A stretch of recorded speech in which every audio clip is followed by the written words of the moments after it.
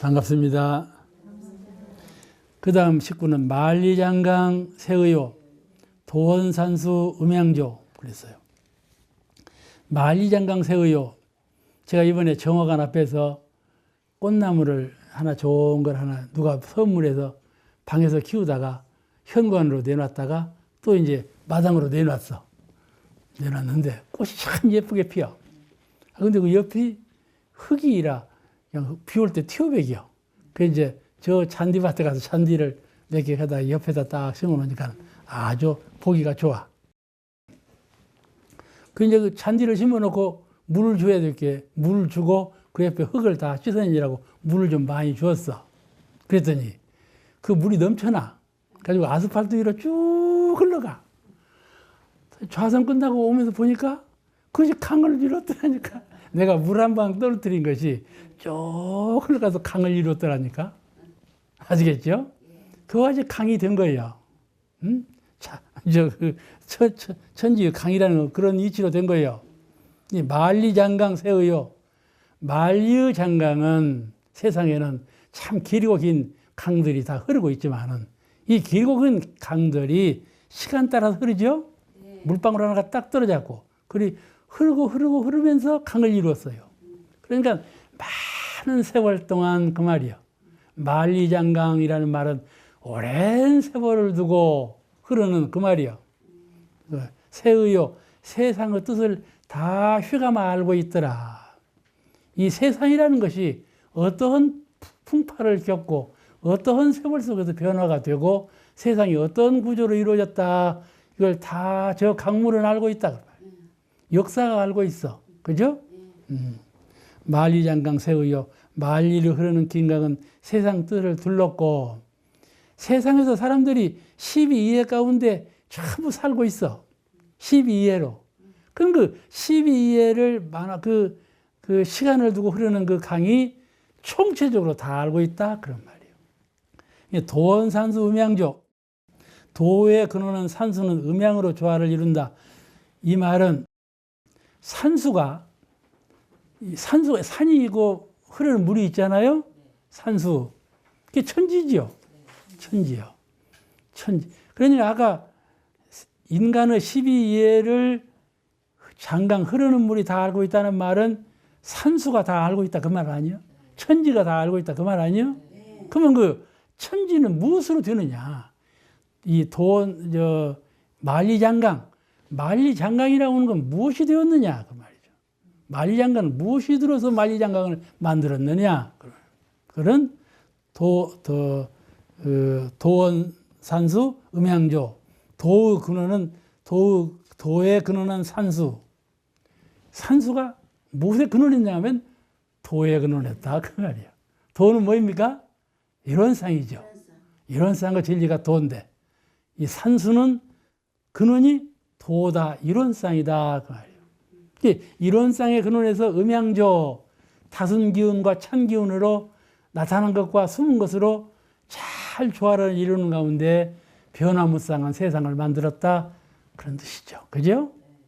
음양상승의 도에 의해서 천지 만물이 조성되고 인과의 진과의 진리가 아주 밝게 나타나는 걸 다 믿으시죠? 그와 같아요. 음양상승의 도가 되었다는 말씀, 같은 말씀이에요. 음양조라는 말은 음양상승의 도로서 이루어졌다. 그 말. 도원산수, 도의 근원은 산수는 음양으로서 모든 조화를 이룬다. 그런 뜻이거든요. 이해가 되시죠? 그래서 도가에서는 도가 유불선 그러죠? 유가, 불가, 선가. 선가는 도가라고 그래요. 도교, 선교. 도가에서는 산태극, 수태극 그렇게 말을 해요. 산태극, 수태극이라고. 저 좀 강원도 쪽에 가면은 이제 한국 조선 같은 꼭 땅이 이렇게 있어. 이렇게 한국 지도 같은. 그래 강이 이렇게 돌아가는 거야. 이게 사진사들이 막 그걸 찍어.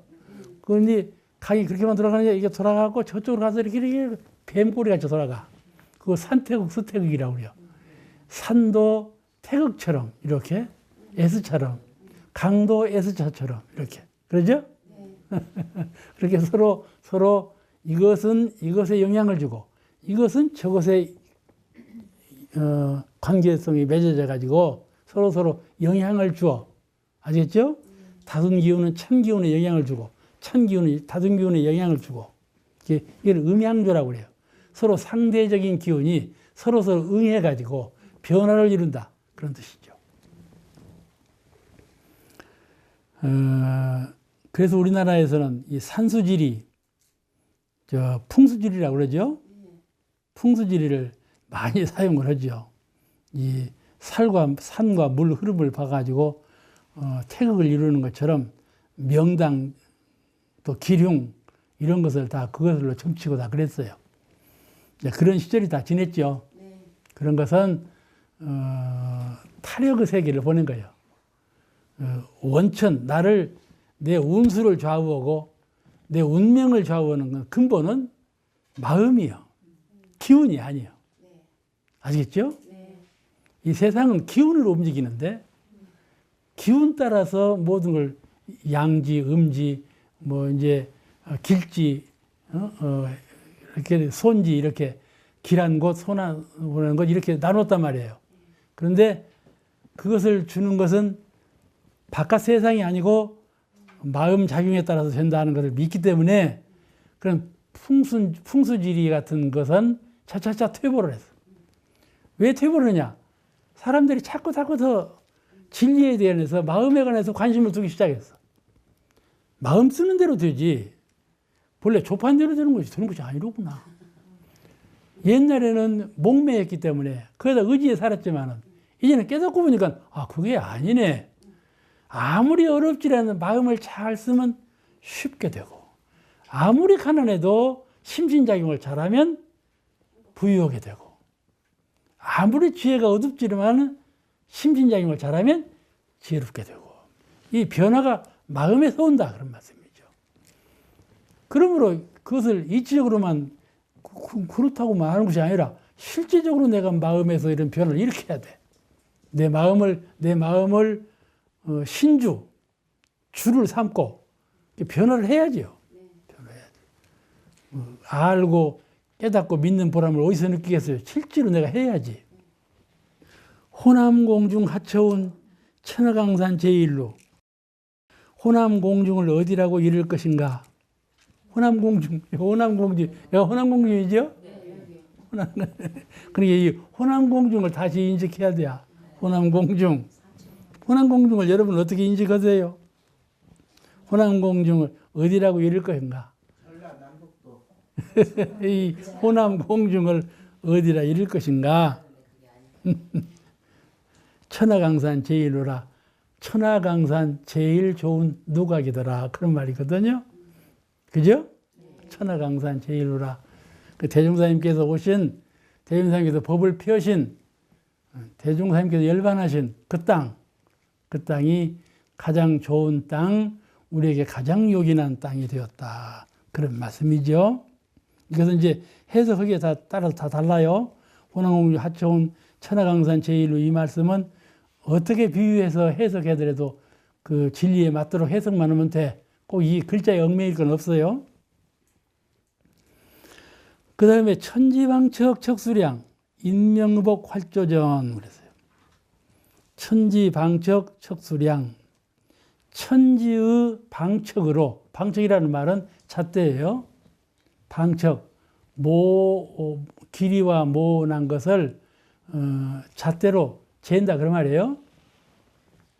척수량 인명복 활조전 천지의 방척으로 똑같이 그 척수를 본을 뜨고 인명에 꼭 맞게 그 의복을 살려 지어 전하더라 그런 말이에요. 그러니까는 이 천지에 무궁무한한 도리, 법이 갈라져 있는데 그 무궁무한한 도리를 대각을 이루셔서 그를 탁 잡으셨다. 이런 진리로구나. 아니겠죠? 천지의 방척으로 천지에도 잣대가 있어. 이제 사시순환의 잣대가 있고 일월성신의 잣대가 있고 다 그거 있어. 그렇겠죠?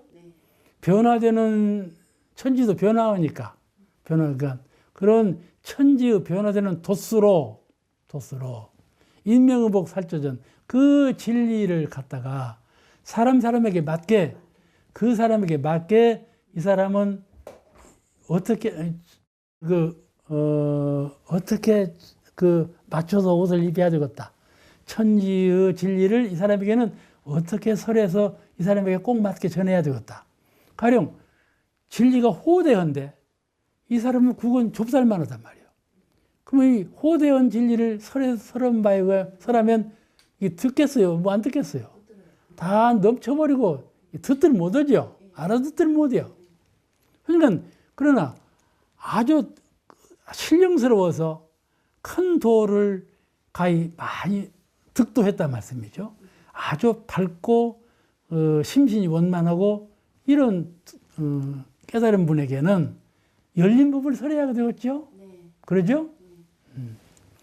그 그릇 따라서 그 근기 따라서 진리를 전하되 천지의 진리를 전하되 그 사람에게 꼭 맞는 진리를 전함으로써 그가 각득하게 하고 그가 실행하게 하였다 그런 말이에요.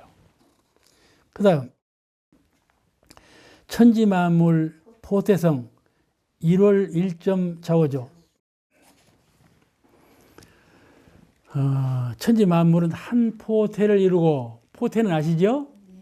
이 아기 보 같은 그런 포, 주머니, 그죠?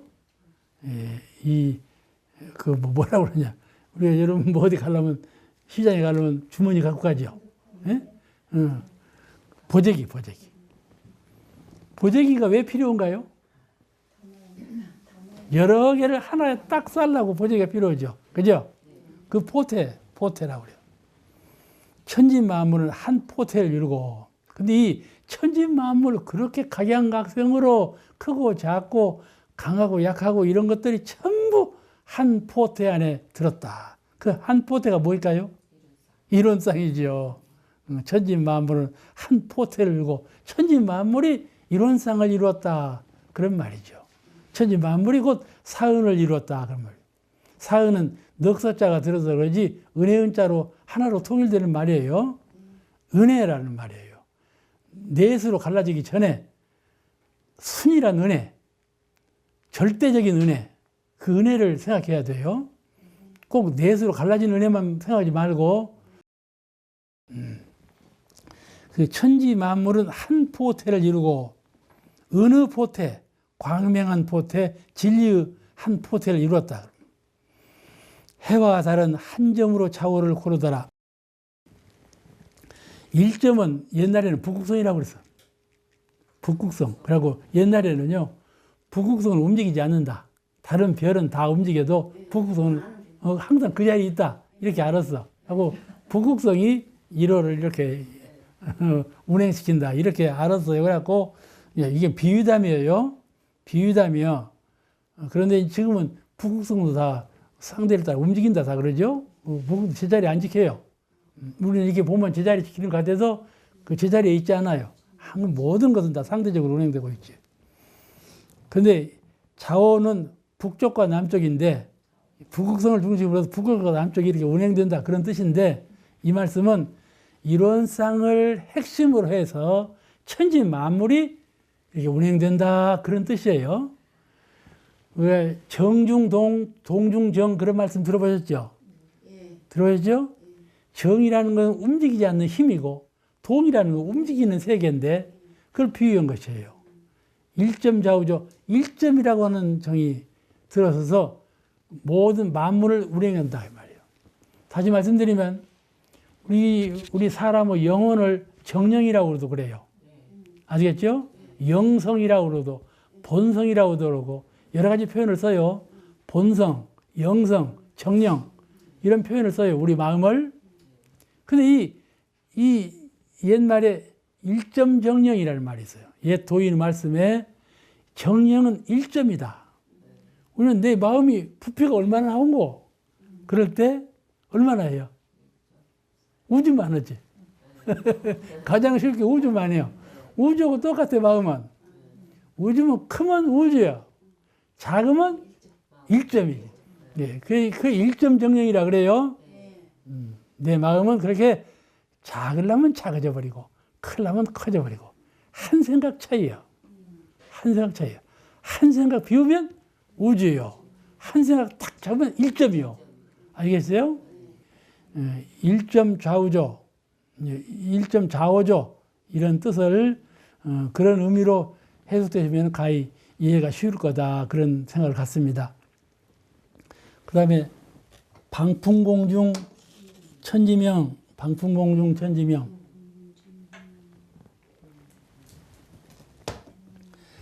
방풍공중, 공중에 바람을 놓으니, 그러죠?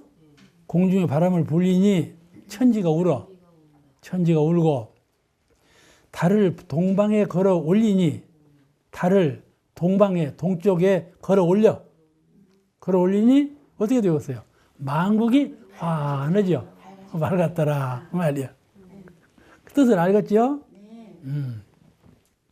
방풍공중 천지명. 참, 이 바람이 무슨 바람입니까? 옛날에 영산춘풍이라는 노래 아시죠? 영산춘풍 다시 불어. 그 선거 아시죠? 그런 바람이요, 그런 바람. 대각하신 바람이요. 대각하신 바람이요. 대각 그 바람. 도풍. 그러죠? 그러니까 천지가 다 알아차리고 각성한다. 천지명, 천지가 울어. 그러죠? 제가 지금 천지명 하고 있는 거예요. 대종사님께서 일성을 내시니까 나도 그에 따라서 천지명을. 대종사님께서 대각을 하셔가지고, 그 대각성을 내시니까 여러 제자들이 다 대각한 대로 따라서 울어. 잖아요? 출가 제가가 다 그래. 그래서 이제 방풍공중 천지명, 이 허공에 바람을 불리니 천지가 울어. 천지가 울어. 여러분 허공을 마음에 비우고 마음에 바람을 불려봐. 마음에 바람을 불려봐. 그럼 무엇이 사라질까요? 무명이 사라져. 허공에 바람이 불면 구름이 사라지지. 그거지. 우리 마음에 바람을 불면 문명업장이 사라져버려. 이 깨달음의 바람. 깨달음의 바람. 한 생각 깨달음. 이름으로써 모든 사념자명을 탁 없애버려요. 우리는 어디를 가다가도 괜히 마음이 일어나는 거야. 괜히 잡념을 하고. 그것이 이 잔디밭에 풀 나는 것처럼 나네요. 순리자연으로 나. 그렇지만 한 생각 딱 나면 사라져버리잖아. 아, 이것이 아니지. 이것이 아니지. 그래서 사라져버리잖아요. 그게, 방풍공중 천지명이야. 그죠? 천지명, 개월동방 만국명. 그렇게 되면, 동방만국, 개월, 달이 솟아올라. 심월. 그걸 해월이라고도 하고, 심월이라고도 하고, 그래요. 진리의 달이 솟아올라서 마음의 해광이 밝아져서 만국명, 이 만국명, 눈으로 밝게 하고, 귀로 밝게 하고, 입으로 밝게 하고, 이게 만국명이에요. 아시겠죠? 네. 개월동방 만국명, 한 마음이 밝으면 눈으로 보는 자가 밝아질 것이요, 귀로 듣는 자가 밝아질 것이고, 입으로 말하는 자가 밝아지고, 몸으로 행하는 자가 다 밝아진다. 만국명이에요. 아시겠죠? 네. 그 다음, 풍운상설 과거 후 일시화발 만티주. 이것은 아까 서른 본문으로 거의 비슷한 말씀인데, 이 풍운상설 과거 후 공부하는 사람은 이 풍운상설을 지내게 돼요. 풍운상설을 지내게 돼요. 이런 것을 한번 공부인으로서 반성해 보면 참 풍운상설을 지내왔구나.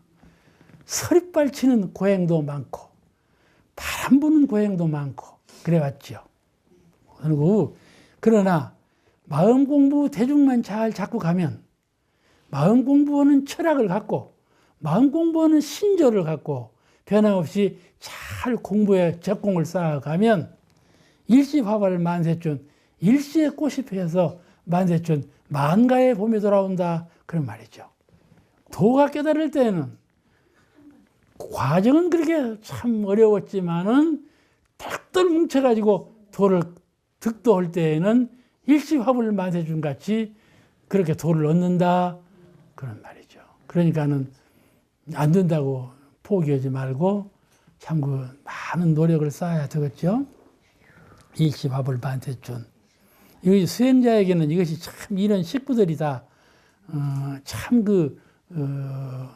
아주 그 마음에 새겨 들어지는 이런 글귀들이에요. 그냥 식구다 해서 감상적으로만 듣는 것이 아니라 내가 참으로 수행을 할 때는 참 이런 것이로구나 하고 느껴진다 그런 말이죠. 그 다음 12절. 연도심수 천봉을 수덕시녀 만객주. 도를 마탁한 마음은 천봉우리 달과 같이 빼어나고 도를 잘 닦은 수도를 잘 해서 오랫동안 참 숙련하고 보면 이 달이 천봉우리에 솟아오르는 것처럼 솟아난다 그런 말이죠. 해월이 그와 같이 솟아올라 그런 신경을 내려야죠. 달은 안 솟아올라도 환한 기운. 참 오늘 참 내가 선을 잘 닦았구나. 이런 기운이 솟아오르죠. 목소리부터가 아주 청아해져. 목소리부터가 선을 잘 닦으면 목소리부터가 흉을 못 내. 옆에 사람이. 내가 선을 잘 닦아서 내 목소리로 내가 독경을 하지만 옆 사람이 그 흉을 못 내. 그렇게 청아해지고 그 허연한 정신, 세세한 정신은 뭐보다도 바꿀 수가 없는 그런 마음이, 그런 신경이 솟아나지 않아요? 그게 오래 가면은 1월 광명처럼 해월이 솟아난다. 그런 말씀이에요. 해월이 솟아나. 예, 그렇게 되도록까지 노력을 해 가야 되겠죠. 연도심수 천봉을, 연도, 도를 닦기를, 도 연마하기를 오래 지극한 공으로 쌓으면 마음이 빼어나서, 마음이 육군을 빼어나 버려. 이 육군의 속박에서 벗어나 버려. 우리는 육군의 노예예요. 육군의 장애자예요. 그 육군 때문에 마음이 자유를 상실해 버리고, 육군 때문에 창조적인 능력을 다 상실해 버렸어. 아시겠죠? 병이 나도 정신적으로 치유할 줄을 몰라. 역병이 돌아와도 마음으로 치유할 줄을 몰라. 그렇잖아요? 역병순경을, 질고를, 선악을 그 마음으로 치유할 줄 아는 능력을 갖고 있어요. 그것이 육신 때문에 못 하거든. 육신이 꽉 속박을 하고 있기 때문에.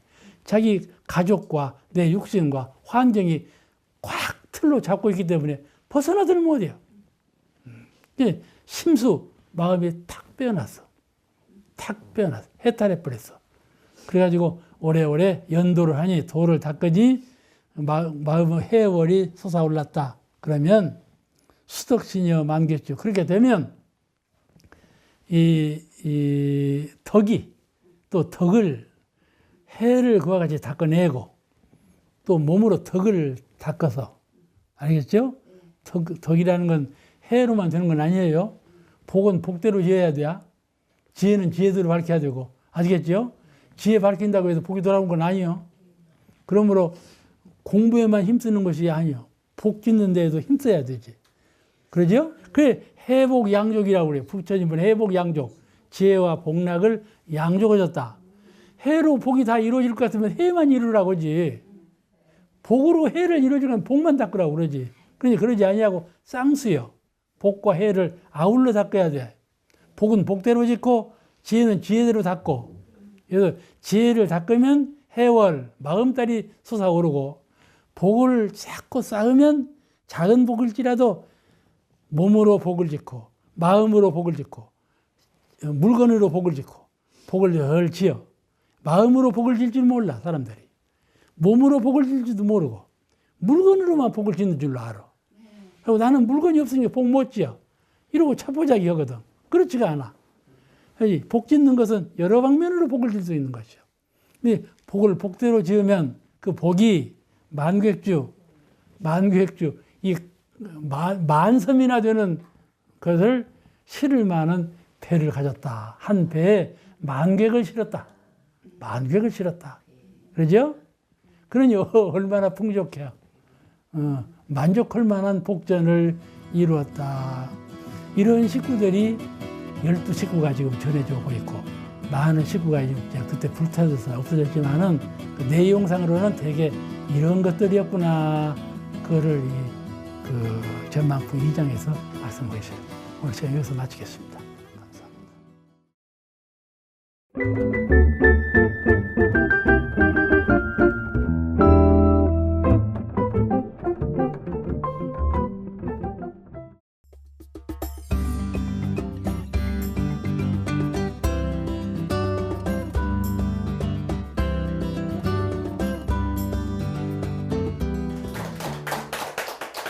반갑습니다.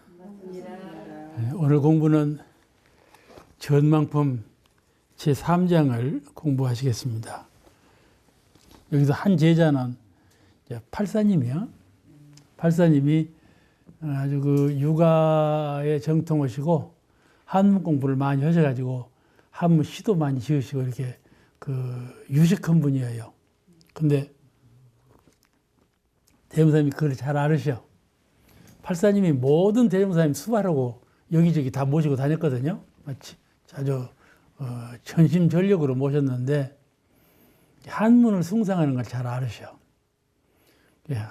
어려운 것으로 옛날 육아사상은 어려운 한문으로 시를 읊고 한문으로 말을 해야 유식하다고 하고 존경하고 그러지 않았어요? 존경받는 말씀으로 한문을 더 잘하려고 노력을 했었는데 한문하고 마음 공부하는 영 별개물이거든. 근데 한문에 너무 치중하니까는 법설을 하신 거예요. 한문을 그렇게 중히 알지 말아라. 앞으로는 한글을 숭상하고 한글같이 쉬운 글이 세계에 널리 변만하게 된다. 그런 말씀이시죠. 그리고 이 도덕은 문자여야 있지 않다. 설법은 그 내용이에요. 도덕이라 하는 것은 도를 배우고 덕을 베푸는 일은 문자를 많이 한다고 해서 이루어지는 것이 아니다. 그 무엇일까요? 속에 마음이 들어서 도를 깨닫게 하고 덕을 베풀게 하죠. 안나니 앞으로는 경전을 쉬운 한글로 편찬할 것이며 이제 그때는 그 조단 초기이기 때문에 이론상 사은 사막이 다 안 나올 때예요.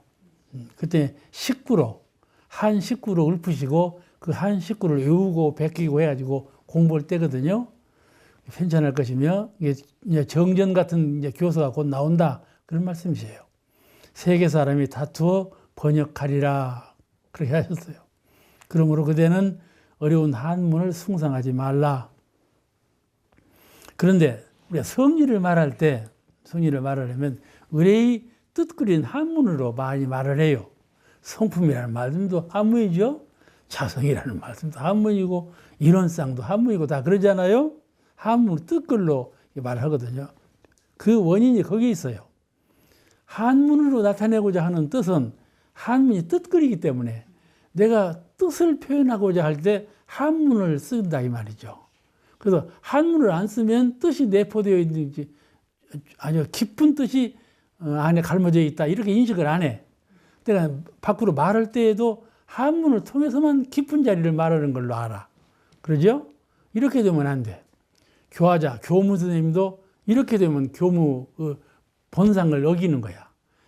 될 수 있는 쉬운 말로, 될 수 있는 감동적인 말로 내가 내 속으로 감흥을 일으키고 깨침이 있으면은 저 사람은 심금을 울릴 만한 말이 쉽게 나와요. 순서 있게 나오고 체계 있게 나오고. 근데 말이 어려워지면 그만큼 그 원만한 깨침에 이르지 못한 소이거든요. 뭐를 뽀다 하는 사람이요. 뭘 이렇게 짜집기를 해. 이것저것 갖다 짜집기를 해요. 그러면 말은 들을만 하지. 그렇지만은 그 심금을 울리지 못해요. 그래서 그 성리를 말할 때 한문을 많이 항용 쓰려고 한다. 원불교에도 한문이 많이 섞이기, 불가에 본래 불교는 인도에서 발전한 것이 못 되고, 인도에서는 아쇼카 대왕이라고 부처님 돌아가신 후에 한 500년은 인도 불교가 아주 확장됐어요. 근데 아쇼카 대왕 이제 돌아가시고 그부터 차차 쇠퇴해서 하고 올해 옛날 힌두교가 이제 왕성하게도 해버렸어. 그래가지고 이제 불교 흔적이 인도에 가서 잘 찾아볼 수가 없어요. 여러 가지 흔적은 많이 있어. 근데 그 대중이 모아드는 쪽에는 힌두교가 있죠. 그 불교가 어디 와서 발전했는 건 중국에 와서 발전했어요. 중국에 와서 아주 내용적으로 발전하고 크게 융성했죠. 그 티베트권을 넘어서 중국으로 또 그 사막지대를 거쳐서 중국으로 와가지고 크게 융성했는데 그 불교가 이제 한국, 이제 일본으로 건너가면서 크게 발전을 보았잖아요. 그렇기 때문에 한문 영향을 많이 받아요. 중국에 와서 왕성했기 때문에 전부 그 뜻이 한문으로 되어 있단 말씀이죠. 그런 영향이에요. 인도에서 바로 한국으로 와서도 이렇게 어려운 말이 아니었을 거예요. 중국을 거쳐왔기 때문에 한문으로 뜻글로 표현이 많이 되었다. 이걸 알 수가 있는데 이제 그 팔사님이 한문을 얼핏 좋아하시는 거야. 그런 게 그리 못하게 하신 거죠. 앞으로 누구든지 한문을 숭상해서 그러지 말라. 쉬운 말이 되도록 하라. 되게 유불선, 우리 원불교가 유불선 3교를 통합했다 그러죠. 했다 그러는데 유교, 불교, 도교가 전부 한문을 해요. 한문을 하기 때문에 어쩔 수 없이 한문이 많이 섞여 있어요. 근데 이것을 앞으로는 그렇게 하면 안 된다 하는 것이죠. 이 불교적인 용어를 설명할 때 여러분께서 이제 다 제가 교도로서도 다 직책을 가지고 교화를 하잖아요. 상대자를 위해서 교화를 할 때 대종사님이 누구신가를 잘 알려주는 것도 중요하지만은 대종사님께서 가르치신 이론상의 진리가 무엇인가, 또 사람의 마음이 무엇이며 사람의 죄와 사람의 복과 사람의 지혜를 그 마음이 어떻게 변화를 시키는가에 대해서 설명을 해야 되거든요. 그럴 때 원불교 교법에 의한 그 용어, 한문적인 용어만 가지고 자꾸 달달 외우는 식으로 말하면 제가 못 알아듣거든. 못 알아들어. 못 알아듣는다는 말은 자기의 마음과 자기의 생활을 개조해 나가는 데 있어서 그렇게 적합한 말이 못 된다 그런 말이죠. 그분이 아주 그렇구나 하는 감동을 줄 수 있는 말이 못 돼요. 그러므로 우리가 그 교화자, 피교화자를 대할 때는 항상 우리 집 용어를 쉬운 한글로 우리말로 잘 번역해서 설명할 수 있는 능력을 갖춰야 된다 그런 것이에요. 그 이제 대웅사님께서 팔산에게 한 번은 한시를 받아 쓰라 하셨어. 근데 대웅사님은 한문을 배운 양반이 아니요. 조금 배우다가 말아버리셨어. 근데 한시를 팔사님도 모르는 한시를 그냥 막 읊으시는 거야. 그럼 받았을 때는 못할 때가 있어. 그러면 대웅사님께서 무슨 자를 써라 그러시는 거야. 배우신 바가 없는데 무슨 자를 쓰라. 그러니까 팔사님이 그냥 기가 죽어버리지. 당신만 판문자를 다 아시는 줄 알았더니 대종사님은 당신이 모르는 자를 다 알고 계신단 말이에요. 그러니 어찌할 거예요. 그렇게 했다는 것이요. 그 한문 숭상한 것을 그냥 뿌리채 다 캐버리려고 그렇게 하신 거예요. 요즘 거리의 간판을 봐봐요. 그냥 영어로 떡칠을 해놨어. 무슨 말인지를 모르겠어. 한글로 쓰면 다 알 텐데 무엇이든지 더 새롭다,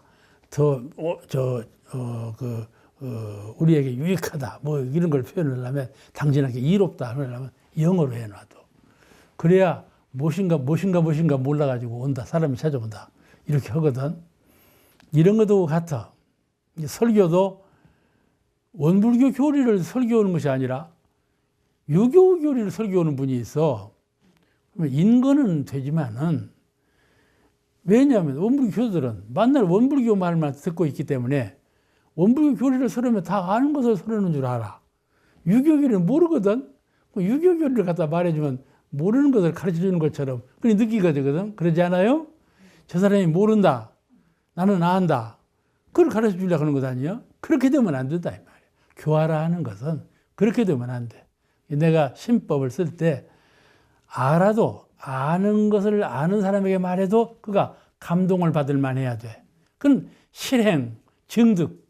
자기가 깨달음이 없고는 저 사람이 아는 것을 내가 아는 바대로 서로 같은 말을 해도 깨달음으로 도달하고 실제로 체험을 통해서 한 얘기는 체험을 통해서 건네기 때문에 그렇다 그런 말이죠. 오늘 그 한문을 숭상하지 말고 쉬운 말로 공부하고 쉬운 말로 교화하고 그 증득하라 그런 말이에요.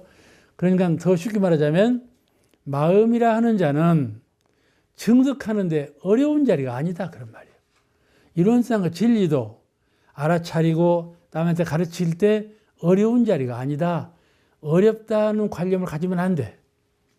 쉽다고 생각하는 만큼 깊은 연마, 잘 생각하는 연구력 그런 걸 가져야 돼. 공부라는 것은 자기가 자꾸 마탁을 해. 자꾸 궁굴리고 속 깊게 연마해보고 그러면 그 뜻이 자꾸 쉬워지고 감동을 주고 그러는 거거든요. 그래서 증득이 이르는 거예요. 증득한 바를 말을 해야 쉬워지고 감동을 준다. 오늘 그런 내용을 말씀해 주신 것 같아요. 다음에 전만품 제4장 공부하시겠습니다. 대답을 잘했죠? 잘했어. 그때는 이제 우리 회상이 그 식당체하고 서하실하고 동하실 초가집으로 처음에 지었던 집들이죠. 그러니까 아주 그 초가삼간 진벽이요. 그렇게 이제 원불교 총부가 탄생을 했는데, 그리고 이제 그 제자라고 해도 늘 밖에서 왔다가 갔다 하는 제자들이 있고 상주하는 제자가 그렇게 많지 않았어요. 이게 몇십 명 제자라 그런 말씀이 그 말씀이에요. 전체 제자가 몇십 명이 아니고 그 상주하는 제자가 그렇게 그 많지 않았죠. 그걸 비유해서 하신 말씀이에요. 우리 회상이 무엇과 같은지 비유해보라. 그러니까 못자리 같습니다. 대답을 했다. 그런 말이죠. 대임담께서 내 말이 옳다. 넓은 들의 농사도 못자리에서 비롯한 바와 같이 아무리 크고 넓은 들판에 벼 농사를 지을 때에도 그 근본은 못자리에서 나간 거다. 그런 말씀이죠. 장차 세계적 큰 회상의 조상으로 드러나리라. 여러분이 지금은 이와 같이 작은 자리에서 공부하고 일하는 것 같지만은 앞으로는 이 회상이 세계적 종교로 군림해가지고 세계인의 존경을 받으리라 그런 말씀. 큰 회상의 조상으로 드러나리라 그 말씀이죠. 이 제자들을 격려하시는 말씀이에요. 그런데 여기서 이 말씀을 하셨어. 제1대만 지내도 이 법을 갈망하는 사람이 많아질 것이요.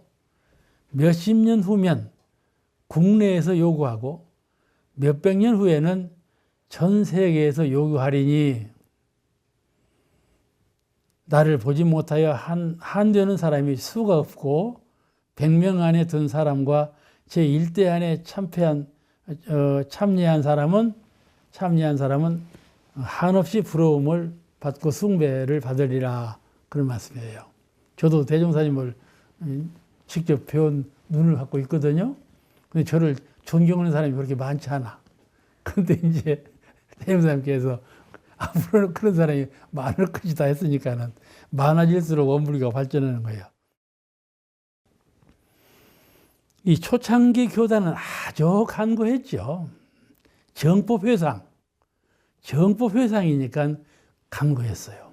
또 지금도 우리 한국의 4대 종교로 들어가 있지만은 제일 가난하고 제일 간구하죠. 이 가난하고 간구한 이것이 무슨 이유냐? 그거는 단순해요. 정법회상이기 때문에 그래요.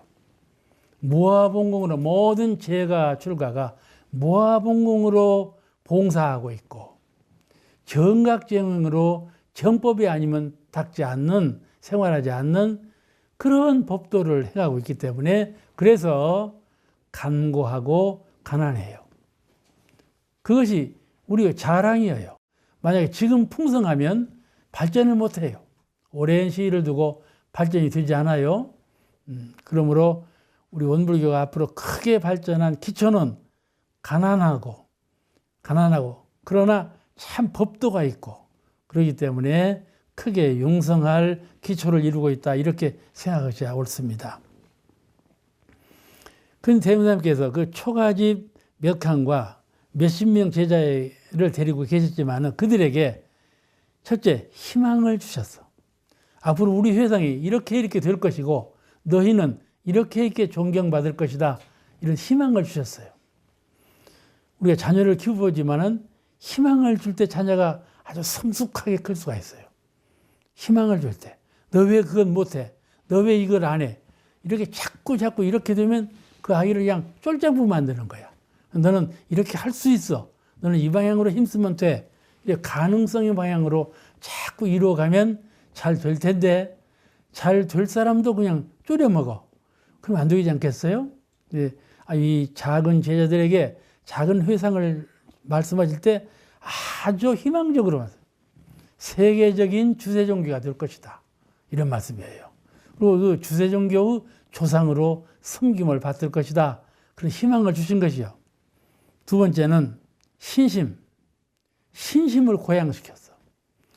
믿도록 이러한 새 회상이 돌아오고 우리 공부를 하는 것은 이렇게 우리가 열리게 된다. 이런 그 신심을 일으켜 주셨어요. 그러니까 이 제자들이 그냥 신심이 아주 불타올랐죠. 그런 대점사님의 말씀을 듣고 신심이 불타올랐어. 그러니까 옛날에는 신통 이적을 보여야 신심이 났어요. 그냥 경이적인 눈으로 살아봤어요. 그런데 신통 이적을 배제하고 정법으로 신심을 내게 하는 일은 그렇게 쉬운 일이 아니에요. 근데 그러한 고난한 길을 잘 뚫고 성공을 시키셨죠. 그래서 보람을 주셨어요. 예, 지금 이렇게 하지만은 지금 이렇게 하는 것이 앞으로 이러이러한 결실을 맺고 너희에게 이런 보람과 은혜와 공덕이 다 너희에게 돌아가게 된다. 그런 것을 말씀하실 때 그 말씀을 아주 간절히 믿게 됐어. 대종사님 허황한 말씀이다. 이것이 아니에요. 대종사님 하신 말씀도 아주 간절히 믿고 받들게 되었다. 우리가 이 교전을 배울 때 이 교전은 말씀에만 얽매이면 뜻을 몰라요. 이 말씀하시는 의지가 뭔가, 말씀하시는 그 근본 정신이 뭔가를 잘 알으면 활용 가치가 더 높고 더 많지요. 그래서 이제 초창기 교단을 못자리에 비유한 것이죠. 못자리와 같지만은 그렇다. 우리가 그 벼농사를 지을 때 벼를 그대로 두면 뭐가 안 자라지, 뭐가 태어나지 않잖아요. 이걸 못자리를 만들어서 이제 물을 붓고 온도를 키우고 해야 발화되지 않아요. 발화. 종자가 발화를 해요. 그죠? 종자. 우리 인생의 종자는 뭐인가요? 모든 사람의 종자는 뭐예요? 마음이에요. 마음. 그 마음이 싹을 탁 트도록 해야 돼. 마음이 그냥 싹을 안 트고 있으면 안 되죠. 그 싹을 트게 하는 것이 희망과 믿음과 보람이에요. 그걸 주는 거예요. 대무사님께 제자들을 키우실 때 그걸 주신 거예요. 오늘 그 여러 가지 말씀이 앞으로 오는 세상 전망, 가지고 이렇게 하면서 자꾸 복돋으신 말씀이 그거예요. 제자들의 마음 가운데 희망과 그 보람과 믿음을 주셨다 그런 말씀이죠. 그 다음에 전망품 제5장을 공부하시겠습니다. 이게 그 금강산을 다녀오셔가지고 말씀하시기를 금강현세계 하니 조선 갱조선이라 금강이 세계에 나타나니 그동안에 금강산은 조선산으로만 묵혀 있다가 이제 앞으로는 세계인들이 다 와서 보고 찬탄하게 되나니 금강이 세계적으로 나타난다 그 말씀이죠. 그때에 들어서는 조선이 갱조선 다시 부활하는 조선으로 일어설 것이다. 그런 전망의 말씀이에요. 말씀하시기를 금강은 천하의 명산이라. 천하의 명산이라고 하셨는데 부정적인 대답을 하는 사람도 있어. 그런데 그렇지 않아요. 금강산은 참 천하의 명산이에요. 아니라 세계의 공헌이 되리라. 세계인이 그 주인을 찾으리니 준비가 없다면 무엇으로 주인의 책임을 다할 것인가. 우리 한국은 사시절이 분명하죠. 옛날에 우리 어렸을 때는 그냥 이 조그만 웅덩이에 그런 물을 떠먹었잖아요.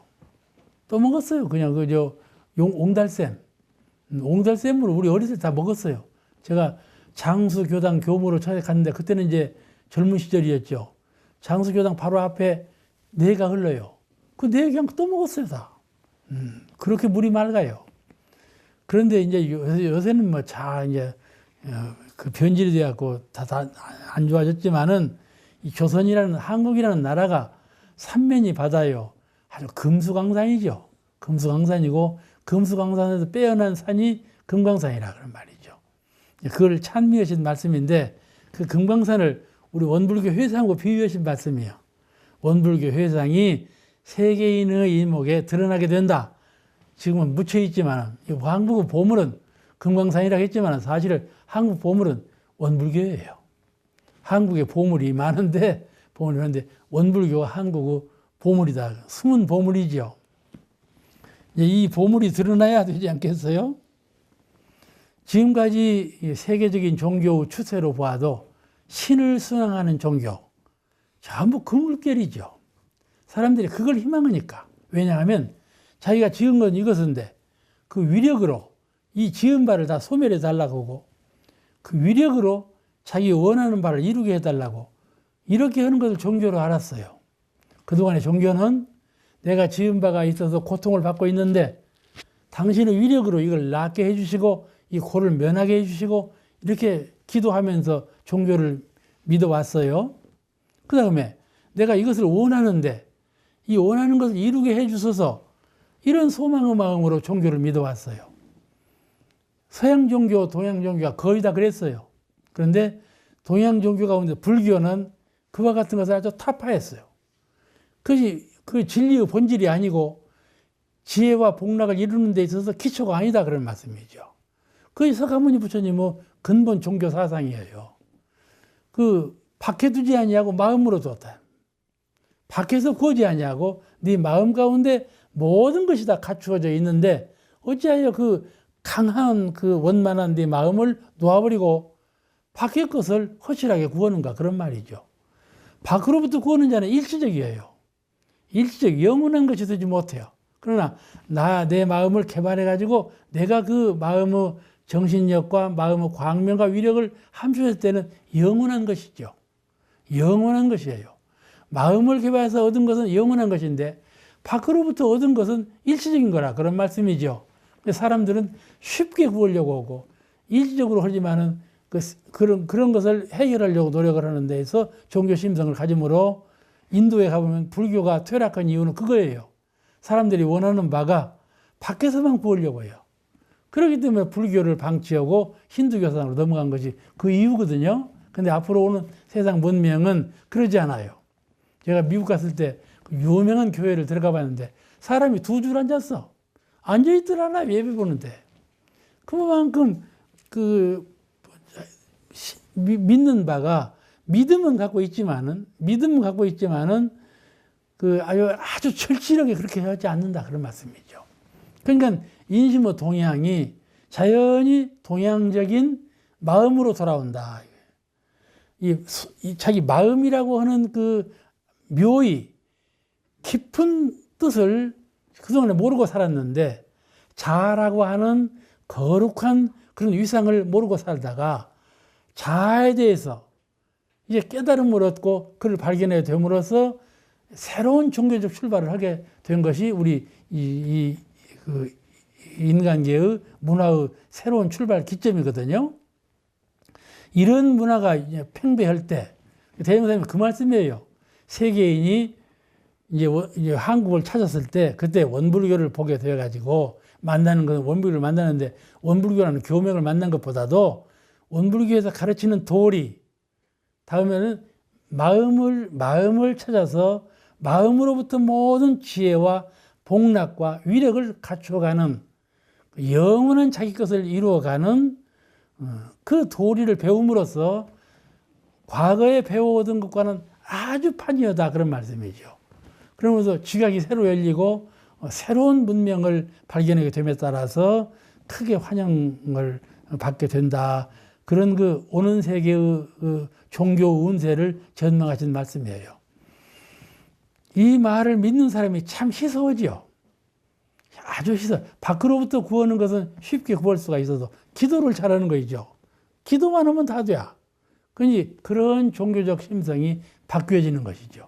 안으로는 마음을 깨쳐서 마음을 잘 수호하고 마음을 잘 씀으로써 지혜와 복락이 돌아간다. 그를 깨닫는 날이 그렇게 멀지 않을 것이에요.